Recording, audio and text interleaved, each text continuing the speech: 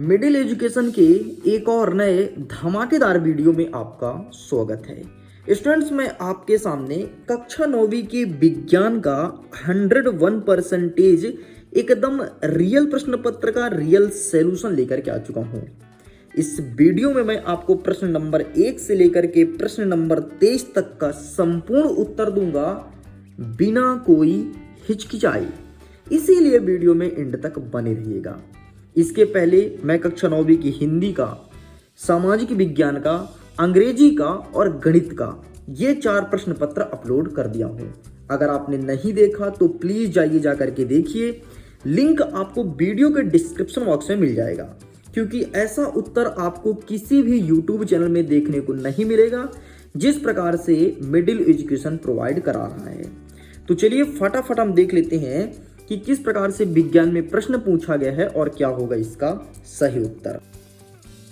Total आपका paper रहेगा 75 number का और समय मिलेंगे आपको 3 घंटे। आगे जैसे बढ़ते हैं तो यहाँ पर निर्देश अवेलेबल है and instruction is must important in your examination. तुम्हारे परीक्षा के हिसाब से जो इंस्ट्रक्शन होता है वो बहुत ही इंपॉर्टेंट होता है, इसीलिए इन्हें अच्छे से पढ़ लीजिएगा। अब हम जंप करते हैं अपने क्वेश्चंस की तरफ, देखते हैं किस प्रकार से विज्ञान में प्रश्न पूछा गया है एंड क्या होगा सही उत्तर। हमारा प्रश्न नंबर 1 कह रहा है सही विकल्प चुन करके लिखो। पहला नंबर कहता है न्यूनतम विसरण का गुण पाया जाता है। हमारे ऑप्शन कहते हैं ठोस, द्रव, गैस या फिर इनमें से कोई नहीं, तो इसका सही आंसर आपको ठोस लिखना है। नेक्स्ट देखते हैं सेकंड नंबर, निम्नलिखित में से कौन सा पदार्थ ऊर्ध्वपातित हो सकता है। ऊर्ध्वपातित मतलब होता है ठोस से सीधे गैस बनना, तो इसका सही आंसर आपको लिखना है अमोनियम क्लोराइड, अर्थात ऑप्शन नंबर बा इज करेक्ट आंसर। आगे बढ़ते हैं तीसरा नंबर, कोशिका झिल्ली किसकी बनी होती है, तो ये बनी होती है आपके लिपिड व प्रोटीन से, अर्थात ऑप्शन नंबर सा आपको लिखना है। आगे देखते हैं चौथा नंबर, प्रति इकाई समय में चली गई दूरी को क्या कहते हैं, तो इसे कहते हैं चाल, तो इसका सही आंसर आपको ऑप्शन नंबर आ लिख देना है। आगे बढ़ते हैं पांचवा नंबर, वस्तु द्वारा अपनी गति अवस्था में परिवर्तन के प्रतिरोध को क्या कहते हैं, तो इसे कहते हैं जड़त्व, अर्थात ऑप्शन नंबर बा आपको लिख देना है। आगे बढ़ते हैं छठवां नंबर कहता है कार्य का एसआई मात्रा क्या है, तो इसका सही आंसर आपको जूल लिखना है, अर्थात ऑप्शन नंबर आ इज करेक्ट आंसर। इस प्रकार से ये सभी कंप्लीट होते हैं। आगे बढ़ते हैं, नेक्स्ट कहता है प्रश्न क्रमांक 2, रिक्त स्थान की पूर्ति कीजिए। पहला नंबर कहता है पदार्थ की डैश डैश अवस्थाएं होती हैं, तो पदार्थ की 3 अवस्था होती है, ठोस, द्रव और गैस। नेक्स्ट कहता है एक ही प्रकार के परमाणु से बने पदार्थ को क्या कहते हैं, तो उसे कहते हैं तत्व। नेक्स्ट कहता है क्रिया एवं प्रतिक्रिया बल डैश डैश दिशा में कार्य करता है, तो क्रिया एवं प्रतिक्रिया विपरीत दिशा में कार्य करता है। नेक्स्ट कहता है कार्य बराबर बल गुणे क्या होगा, तो यहाँ पर आपको विस्थापन लिख देना है। नेक्स्ट कहता है ध्वनि तरंगे डैश डैश तरंगे हैं, तो ध्वनि तरंगे आपका अनुदैर्ध्य तरंगे हैं। नेक्स्ट कहता है वर्म कंपोस्ट में उपयोग करते हैं, तो केचुए का उपयोग करते हैं, तो इस प्रकार से आपको केचुआ लिख देना है। आगे बढ़ते हैं, प्रश्न क्रमांक 3 कह रहा है कि सत्य और असत्य लिखिए। पहला नंबर कहता है दाब बढ़ने और तापमान घटने से गैस द्रव्य में बदल जाती है, तो असत्य लिखना है। नेक्स्ट कहता है निलंबन एक समांगी मिश्रण है, तो सत्य लिखना है। नेक्स्ट कहता है कैल्शियम का परमाणु क्रमांक 40 होता है, तो कैल्शियम Ca बिल्कुल सही है ना, सत्य लिख देना है। नेक्स्ट कहता है आयोडीन के समस्थानिक का इस्तेमाल टिंचर आयोडीन बनाने में होता है, बिल्कुल सही है ना। टिंचर जो घाव लग जाता है तो डालते हैं ना, घाव साफ करते हैं, उस टिंचर की बात कर रहा है। नेक्स्ट कहता है संवेग परिवर्तन की दर बल के अनुक्रमानुपाती होती है, तो ये आपका असत्य हो जाएगा। और मधुमक्खी से शहद प्राप्त होता है, बिल्कुल सही है, शहद मधुमक्खी से ही मिलता है। ठीक, तो इस प्रकार से आपका पहला और 5वां असत्य है, बाकी पूरे पूरे सत्य हैं। आगे बढ़ते हैं, अब हम प्रश्न क्रमांक 4 देखते हैं। 4 हमारा कह रहा है सही जोड़ी मिलाइए। पहला नंबर कहता है मिश्रण, तो मिश्रण क्या लिखेंगे, मिश्रण का हम टिक करेंगे वायु। दूसरा कहता है स्वर्ण, तो स्वर्ण का सिंबल हो जाएगा EU, ठीक है। नेक्स्ट कहता है गति का प्रथम नियम, तो गति का प्रथम नियम देने वाले थे न्यूटन, जो कि इंग्लैंड के थे। नेक्स्ट कहता है 1 किलो वाट, तो 1 किलो वाट बराबर 1000 जूल प्रति सेकंड होता है। माइक्रोफोन, तो माइक्रोफोन हो जाएगा श्रवण सहायक युक्ति, है ना, जो लोग बहरे हो जाते हैं फिर जिनके कान में सुनाई नहीं देता है वो माइक्रोफोन का यूज करते हैं अपने कान में। नेक्स्ट कहता है रेहू, तो रेहू एक मछली की प्रजाति है, ठीक है, रेहू मछली से आपको मैच करना है। इस प्रकार से ये भी कंप्लीट होता है। आगे बढ़ते हैं नेक्स्ट प्रश्न क्रमांक 5। और जो मछली खाता है ना वो रेहू को, कतला को बहुत अच्छे जानता होगा। आई थिंक महंगी बिकती हैं रेहू, ठीक है, और भयंकर मात्रा में मिलती हैं मछलियाँ। नेक्स्ट कहता है एक शब्द एक वाक्य में उत्तर दीजिए। पहला नंबर कहता है घनत्व का मात्रक क्या है, तो घनत्व का मात्रक है किलोग्राम प्रति घन मीटर, इस मीटर, बस इतना लिख के कंप्लीट करना है। इसका आंसर मैं लिखित दिखाऊंगा, देख लीजिए कुछ इस प्रकार से आपको मिलेगा। टेंशन मत लो, एक एक चीज का आंसर मिलेगा, पीडीएफ भी मिलेगा, लिंक डिस्क्रिप्शन बॉक्स में जारी जा करके अपने पीडीएफ को आप डाउनलोड कर सकते हैं। आगे बढ़ते हैं। नेक्स्ट कहता है मक्खन में परिक्षेपण अवस्था क्या होता है, तो यहाँ पर आपको ठोस लिखना है। नेक्स्ट कहता है नारियल का रेशा युक्त छिलका किस उत्तक का बना होता है, तो ये बना होता है आपके सेलेरेकाइमा उत्तक का। आंसर लिखित दिखा दूंगा, टेंशन मत लो। नेक्स्ट कहता है एक गाड़ी का ओडोमीटर क्या मापता है, तो गाड़ी का ओडोमीटर मापता है चली गई दूरी, गाड़ी कितनी चली है ओडोमीटर के द्वारा पता चलता है। 1 किलोमीटर, 2 किलोमीटर, 4, 10, 15, 20, 25 जो भी होता है तो ओडोमीटर ही बताता है। किसी वस्तु की गतिज ऊर्जा का व्यंजक क्या होगा, तो के बराबर 1/2 mv का स्क्वायर। नेक्स्ट कहता है अल्ट्रासोनोग्राफी के लिए किन तरंगों का उपयोग किया जाता है, तो अल्ट्रासाउंड का उपयोग किया जाता है। तो इस प्रकार से आपको अल्ट्रासाउंड लिखना है।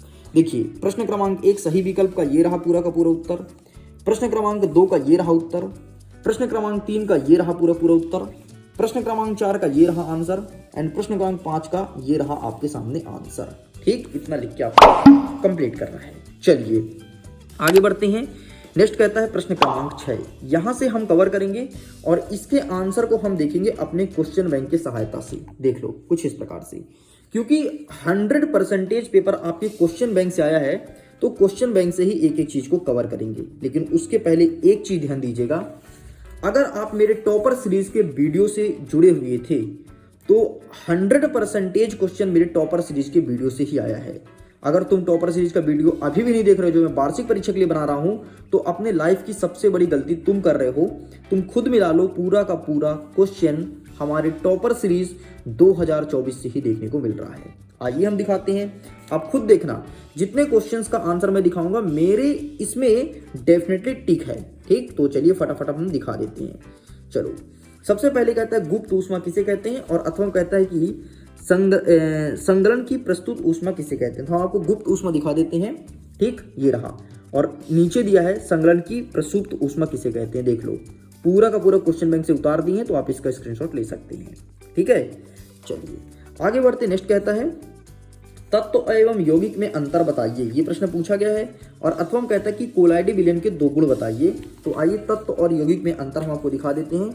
सबसे पहले देखो 8वां नंबर बाकायदे टिक है, सबसे पहले पेंसिल से। जब मैं टॉपर सीरीज शूट कर रहा था वो पेंसिल का ही यूज कर रहा था, तो आप देख सकते हैं। ये रहा तत्व और यौगिक में अंतर। आपको केवल और केवल कितना लिखना है, 2 नंबर का प्रश्न है ना, तो आपको 3 पॉइंट लिखना है, बस 3 पॉइंट आपको रट लो, बस खत्म।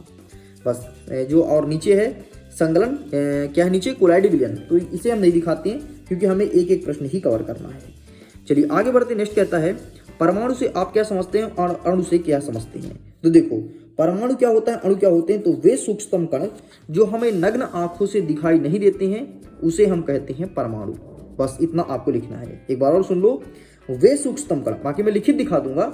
वे सूक्ष्मतम कण जो हमारे नग्न आंखों से दिखाई नहीं देते हैं उसे हम परमाणु कहते हैं। बस इतना लिख के कंप्लीट करिएगा।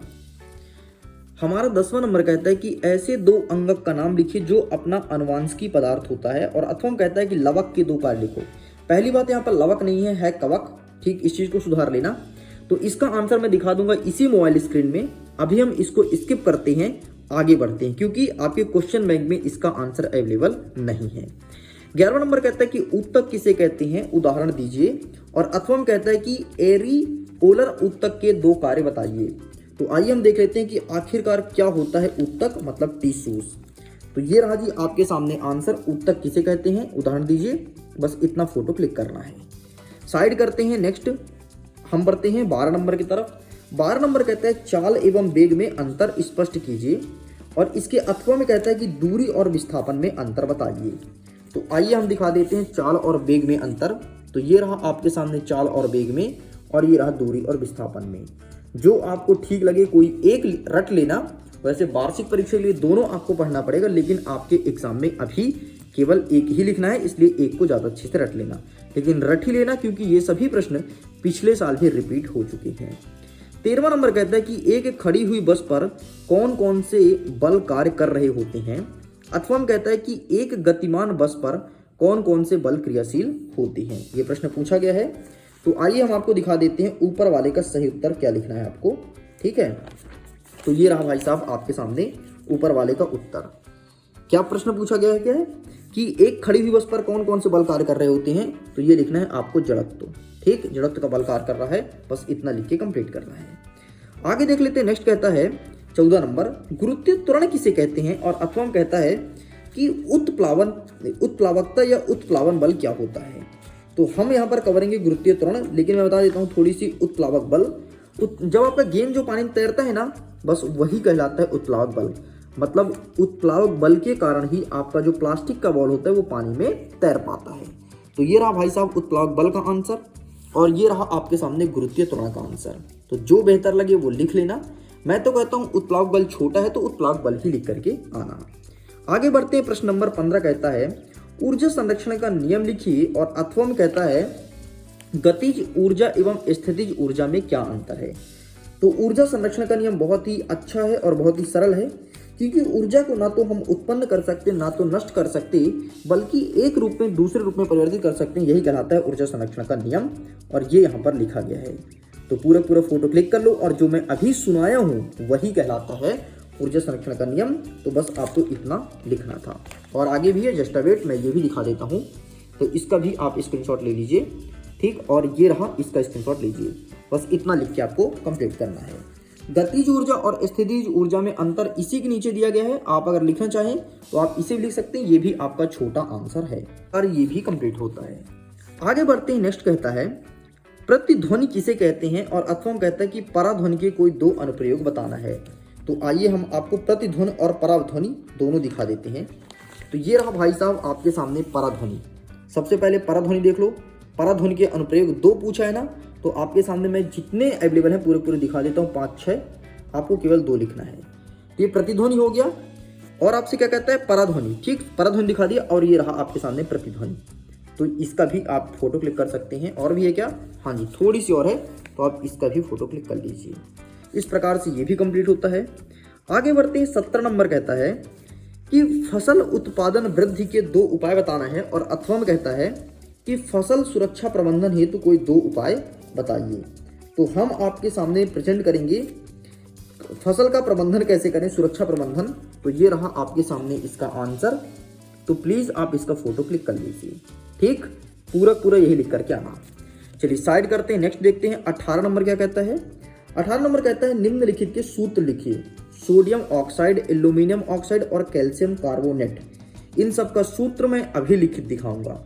जैसे मैंने प्रश्न क्रमांक 10 का उत्तर छोड़ा है ना, इसको भी हम छोड़ के आगे बढ़ते हैं। आपको इसी वीडियो में मिलेगा, टेंशन मत लो। ठीक, आगे बढ़ते। नेक्स्ट कहता है 19 नंबर। 19 नंबर कहता है प्रोकैरियोटिक और यूकैरियोटिक कोशिका में अंतर बताना है। इसी के 8वां कहता है जंतु और पादप कोशिका में अंतर बताइए। तो आइए हम आपको दिखा देते हैं जंतु, पादप और प्रोकैरियोटिक यूकैरियोटिक में अंतर। तो ये रहा आपके सामने जंतु और पादप में, तो इसका स्क्रीनशॉट लो। और ये रहा आपके सामने प्रोकैरियोटिक और यूकैरियोटिक कोशिका में अंतर, इसका भी स्क्रीनशॉट लीजिए। देखिए जैसे कि मैं आपसे प्रॉमिस किया था 1 से लेकर के 23 तक संपूर्ण उत्तर दूंगा, तो संपूर्ण उत्तर फाइनली लेकर के आया हूं। तो प्लीज वीडियो को दिल से लाइक कीजिए। पीडीएफ को डाउनलोड नहीं किया तो विथ सॉल्यूशन पीडीएफ को डाउनलोड करो, लिंक डिस्क्रिप्शन बॉक्स में दिया गया है। मन में कोई भी प्रश्न हो, कैसा भी प्रश्न हो, मेरे से बात करना चाहते हो, मेरे से पूछना चाहते हो, तो आप जुड़ सकते हैं टेलीग्राम पे। टेलीग्राम पर वहां पर मेरे से बच्चों से बात होती रहती है, वहां पर जुड़िए, एक अच्छा माध्यम है। ठीक है, बाकी टेलीग्राम पर जुड़ने के बाद आप मुझे इंस्टाग्राम पर मैसेज कर सकते हो। इंस्टाग्राम पर भी बच्चों ज़्यादातर बात होती रहती है। 2 ही माध्यम है बात करने का, टेलीग्राम और इंस्टाग्राम। तो ज़्यादातर मैं बात करता हूँ इंस्टाग्राम पर बच्चों से। ठीक, तो वहां पर जाइए, जाकर के जुड़िए।